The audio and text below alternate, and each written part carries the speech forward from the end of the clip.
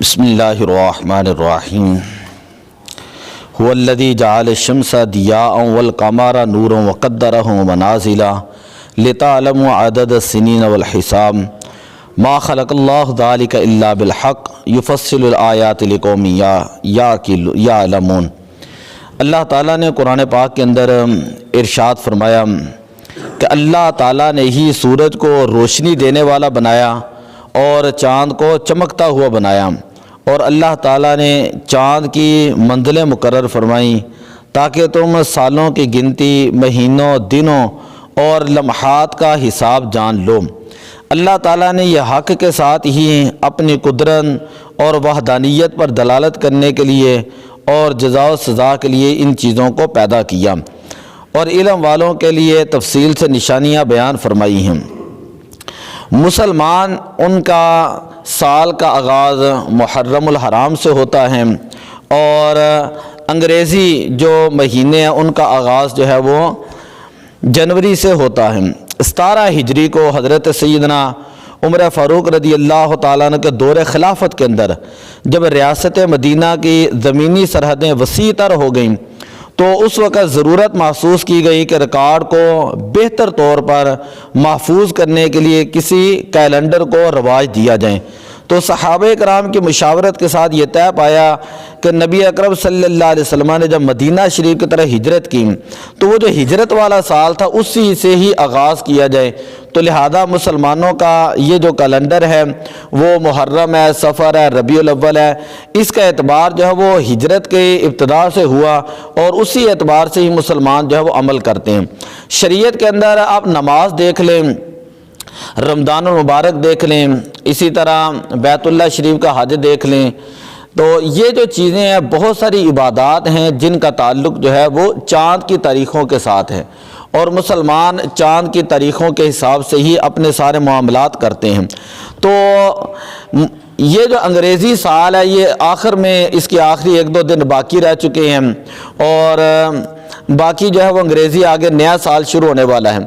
تو یہ درس میں اس لیے دے رہا ہوں کہ ہمارے ہاں بہت سارے لوگ ایسے ہیں کہ جو اس کو نام دیتے ہیں نیو ایئر نائٹ، یعنی اگلا دن شروع ہونا ہے اور یہ سال جب ختم ہونا ہے، تو کئی لوگ بڑے بڑے اہتمام کے ساتھ اسلام آباد کے اندر، لاہور کے اندر، کراچی کے اندر اور دیکھا دیکھی بہت سارے شہروں کے اندر وہ شراب وغیرہ کا اہتمام کرتے ہیں، اسی طرح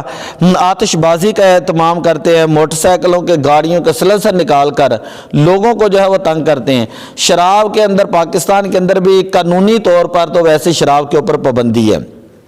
دوسرا یہ ہے کہ آتش بازی کے اوپر قانونی طور پر پاکستان کے اندر لا موجود ہے کہ اس کے اوپر پابندی ہے۔ اگر قانون کے اندر نہ بھی ہو تو لیکن پھر بھی شراب کی پابندی جو وہ اسلام کے اندر ہے بیان کی گئی ہے۔ حضرت سیدنا انس بن مالک رضی اللہ تعالیٰ عنہ بیان کرتے ہیں، نبی اکرم صلی اللہ علیہ وسلم نے ارشاد فرمایا، لعن رسول اللہ صلی اللہ علیہ وسلم فی الخمر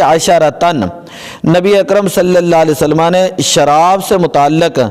10 قسم کے افراد کے اوپر لعنت فرمائی ہے۔ عاصرہ و معتصرہ، اسے بنانے والا، بنوانے والا، پینے والا، اٹھانے والا، جس کے پاس لے جائی جا رہی ہے، اور پلانے والا، بیچنے والا، اس کی قیمت لینے والا، اسے خریدنے والا، اور جس کے لیے خریدی جا رہی ہے۔ تو یہ شراب کے متعلق ترمذی شریف کی یہ روایت ہے کہ شریعت کے اندر شراب کو جو ہے وہ حرام قرار دیا گیا ہے، اور شراب پینے سے جو ہے وہ منع کیا گیا ہے۔ لیکن انگریزوں کی دیکھا دیکھی مسلمان بھی، نوجوان بھی، وہ یہ سمجھتے ہیں کہ ہم جو ہے نا اس کو انجوائے کر رہے ہیں۔ تو اگر انجوائے کرنا ہے تو وہ اللہ تعالیٰ کے ذکر کے اندر ہوگا، اللہ تعالیٰ کی عبادت کے اندر ہوگا۔ ہم مسلمان ہیں نا، تو نبی اکرم صلی اللہ علیہ وسلم نے ارشاد فرمایا کہ مسلمان کا جب بچہ بولنے لگے آپ اس کو بولنا سکھائیں تو سب سے پہلے اس کو اللہ اللہ سکھائیں،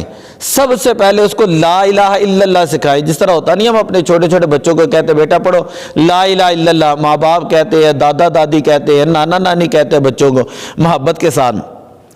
اسی طرح نبی اکرم صلی اللہ علیہ وسلم نے فرمایا جب تمہاری زندگی کے آخری لمحات آئیں تو جو تمہارے پاس ہے، میت کے قریب قریب ہے، میت تو نہیں، جب اس کی روح قبض ہو رہی ہو یا اس کے وصال کا وقت قریب ہو، تو اس وقت جو ہے اس کو یہ تلقین کرو کلمے کی، یعنی اس کو کہو نا، اس کے پاس قریب بیٹھ کر جو ہے وہ کلمہ پڑھو کہ لا الہ الا اللہ۔ وہ تمہاری آواز سن کر ہو سکتا ہے وہ بھی کلمہ پڑھ لے، اگر وہ کلمہ پڑھے گا تو نبی اکرم صلی اللہ علیہ وسلم نے فرمایا انما الاعمال بالخواتیم، اعمال کے ثواب کا دار و مدار خاتمے کے اوپر ہے۔ اگر وہ بندہ مسلمان ہو کر دنیا سے چلا گیا تو یہ اس کے لیے جو ہے آخری کلمہ بھی ہوگا اور داخل الجنہ۔ نبی اکرم صلی اللہ علیہ وسلم نے فرمایا جس بندے کا دنیا سے جاتے ہوئے آخری کلام لا الہ الا اللہ ہوا داخل الجنہ، وہ بندہ جو ہے وہ جنت کے اندر داخل ہو جائے گا۔ تو مسلمان جو ہے اگر سال کا آغاز کرتے ہیں تو اس وقت بھی اللہ کا ذکر کرتے ہیں، اور جب سال کا اختتام کرتے ہیں تو اس وقت بھی وہ اللہ کی عبادت کرتے ہیں، اور وہ یہ سوچتے ہیں کہ ہماری زندگی کا 1 سال کم ہو چکا ہے اور ہم اللہ تعالیٰ کے قریب ہونے والے ہیں۔ اسی طرح جب مسلمان دن کرتا ہے تو نبی اکرم صلی اللہ علیہ وسلم نے فرمایا کہ اے مسلمان جب تو دن کرے تو رات کا انتظار نہ کر، اور جب تو رات کرے تو اس وقت تو دن کا انتظار نہ کر۔ تو مسلمان دن کو بھی اللہ کی عبادت کرتا ہے، جب رات کو سونے لگتا ہے تو تب بھی اللہ اپنے رب کو یاد کر کے جو ہے وہ سوتا ہے۔ تو اس لیے ہمیں یہ کوشش کرنی چاہیے کہ سال کے آغاز کے اندر جیسے نبی پاک صلی اللہ علیہ وسلم صحابہ کرام کو دعا سکھایا کرتے تھے کہ صحابہ یہ دعا پڑھ لیا کرو کہ جب بھی کوئی مہینہ نیا آئے، نیا چاند نظر آئے تو یہ دعا پڑھا کرا کرو اللہم ادخلہ علینا بالامن والایمان والسلامت والاسلام، کہ اے اللہ اس مہینے کے اندر، اس سال کے اندر ہمیں امن اور امان والا رکھنا، سلامتی والا رکھنا، محبت والا رکھنا، ورضوان من الرحمن وجوار من الشیطان، اور اے اللہ مجھے ایسا رکھنا کہ تو مجھ سے راضی ہو جائے، تو مجھ سے